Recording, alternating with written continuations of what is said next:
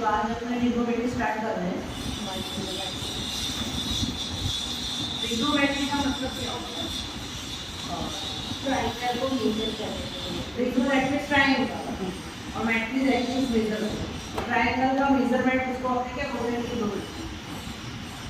सारे बच्चों को ये चैप्टर हार्ड लगता है और काफ़ी पढ़ोगे तो इजी लगेगा, समझ नहीं आती इसलिए आपको ऐसा लगता है कि प्रॉब्लम हो रहा है, नहीं आ रहा है। अच्छे से समझ आ जाएगी तो आप लोगों को इजी लगेगा। ये जो भी मैं पढ़ा हूँ ध्यान से पढ़ना। ट्रिग्नोमेट्री में सबसे पहले तो आपको सर्कल समझना पड़ेगा। सर्कल में आप लोग 10th में पढ़ के आए होंगे कि सर्कल स्टार्ट का होता है 0, π/2, पाई, 3π/2, वापस 2। ऐसे अपने ऐसे समझ, ठीक है। तो ये कौन सी डायरेक्शन है? Anti clockwise. कैसी डायरेक्शन? Anti clockwise. ओके, तो हमेशा जो अपने ऐसी डायरेक्शन में कर रहे हैं ट्रिग्नोमेट्री में, उसको पॉजिटिव कंसीडर करना है। क्लियर? और ये वाला देखो, ये 0 और कहाँ जा रहा है? यहाँ कहाँ था? देखो π/2 ऊपर, यहाँ -π/2। अपने कहाँ जा रहे हैं? नेगेटिव जा रहा है, -π/2, फिर -π, -3π/2, फिर -2। तो ये कैसी डायरेक्शन होगी? क्लॉकवाइज। इसको अपने किससे डिनोट करते हैं? माइनस। एक एक चीज है ना एग्जाम्पल में काम आने वाली है, इसको ध्यान से समझो। फिर एंटी क्लॉकवाइज डायरेक्शन में जो भी जाएगा एंगल, जैसे मैं बोल रही हूँ कि मेरा थीटा एंगल बन रहा है, तो ये थीटा एंगल मेरा बन रहा है, तो ये कौन सी डायरेक्शन में बन रहा है? क्लॉकवाइज या anti clockwise? Anti clockwise. That means ये क्या है? ये वाला थीटा क्या होगा? पॉजिटिव। क्लियर? और सपोज मैं इधर बना रही हूँ, यहाँ थीटा, तो ये कहाँ जा रहा है मेरा थीटा? इधर। तो ये कौन सी डायरेक्शन होगी? क्लॉकवाइज। तो यहाँ जो भी आएगा वो हमेशा क्या होगा? नेगेटिव कंसीडर करना है। और जो एंटी क्लॉकवाइज की डायरेक्शन में जाएगा वो थीटा हमेशा पॉजिटिव कंसीडर करना है। ऑनलाइन वाले सबको समझ आ रही है?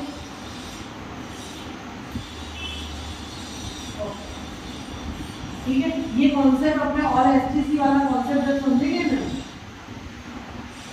इसमें काम होगा। खाली अभी इतना मैं आपको समझा रही हूँ, याद रखना। और अपने जब ये पढ़ाएंगे ना तब मैं आपको बोलूँगी कि कौन सा क्या है, साइन, ये सब साइन कंसिडर अपने करते हैं कि कौन सी साइन है, कैसे साइन आएगी। कितनी बार आप देखते हो कि ट्रिग्नो में माइनस साइन लगती है, कभी प्लस साइन है, तो ये क्यों हो रहा है वो पूरा अच्छे से आपको नेक्स्ट जब लेक्चर में अपन पढ़ाएंगे और एसटीसी एंगल, अलाइन एंगल होगी, वो वाले मैं समझाऊंगी कि क्या होगा। अभी ये खाली इतना याद रखो, सर्कल है, यहाँ पे जो मेरी एंटी क्लॉकवाइज डायरेक्शन है उसमें हमेशा क्या आएगा? पॉजिटिव साइन, और क्लॉकवाइज डायरेक्शन होगी उसमें नेगेटिव साइन। इतना अभी याद है। क्लियर? और ट्रिग्नोमेट्री फंक्शंस पे चलते हैं, ये भी आप 10th में पढ़ के आए हो। इसको अपने क्या बोलते हैं? ट्रायंगल। दूसरा हमेशा ये एंगल क्या होता है? 90 डिग्री। क्या होता है ये एंगल? 90 डिग्री। ये सामने वाला जो होता है उसको हाइपोटेनस बोलते हैं, ठीक है। ये जो होता है उसको बेस बोलते हैं, ये होता है परपेंडिकुलर। बट जब थीटा यहाँ पे हो ना, तब याद रखना, जब थीटा यहाँ पे हो तो ये बेस होगा, ये परपेंडिकुलर होगा, हाइपोटेनस तो यही का यही रहेगा, ठीक है। अब यहाँ देखो एक एग्जांपल, अब मैं यहाँ थीटा बना, समझ आए? यहाँ पे थीटा बना, तो ये थीटा यहाँ पर, तो ये जो थीटा को उसके जो होता है साइड होती है उसको बेस कंसीडर करना है और उसके सामने वाले को परपेंडिकुलर करते हैं। समझ आया?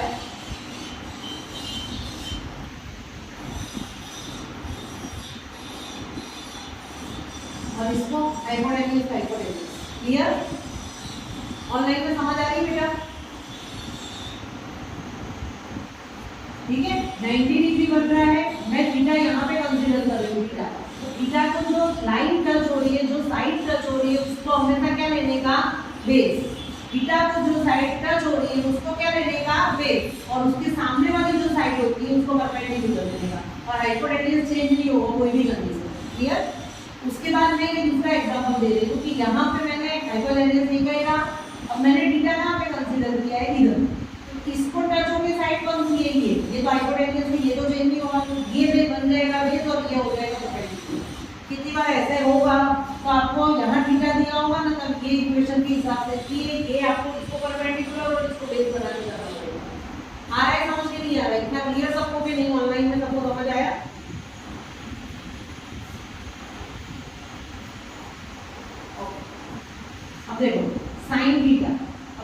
कहाँ से आया, थीटा ये ऊपर का साइन कहाँ से आया, नीचे का कॉस कहाँ से आया, ये बेसिक कॉन्सेप्ट पता है ना, साइन और कॉस पता है कोई कॉल नहीं है?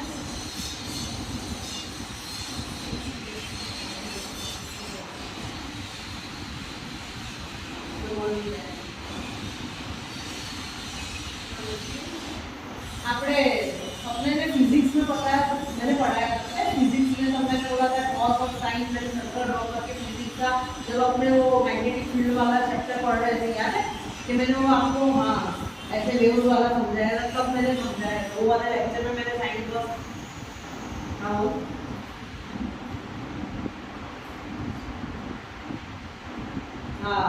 वो हाँ ये मैंने वो टाइम आपको समझाया है साइन और कॉस, जिसने लेक्चर अच्छे से पढ़ा होगा तो याद होगा, नहीं तो नहीं होगा, ठीक है।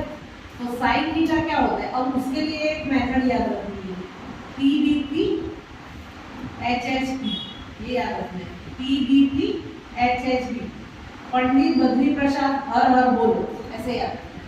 क्या याद रखना है, PVP पंडित बद्री प्रसाद हर हर बोलो, क्या याद रखना है, पंडित बद्री प्रसाद हर हर बोले, इतना याद रखो। हाँ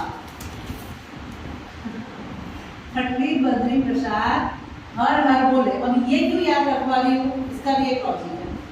ये जो फर्स्ट होता है ना P/B H, वो क्या होता है साइन, B/H क्या होता है कॉस होता है, और P/D क्या होता है tan। समझ आया? ये इक्वेशन के लिए PVP HHB ऐसा याद रखना है, बट याद ना रहे तो पंडित बद्री प्रसाद हर हर बोल HHB।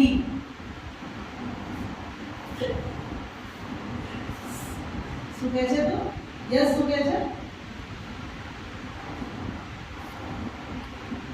अच्छा जैसे भी ओके। चलो अब देखो इधर देखो, तो साइन थीटा तो क्या है P/H, P that means perpendicular, H that means hypotenuse, इसलिए ये और ये जब कंसीडर करेंगे साइन थीटा लेंगे तो P/H आएगा, क्लियर। कॉस क्या आएगा, base upon H, base upon H, ठीक है। tan क्या आएगा, तो tan में आएगा, उसमें हाइपोटेन्यूज नहीं आएगा, tan में क्या आएगा P/B, perpendicular upon base, clear.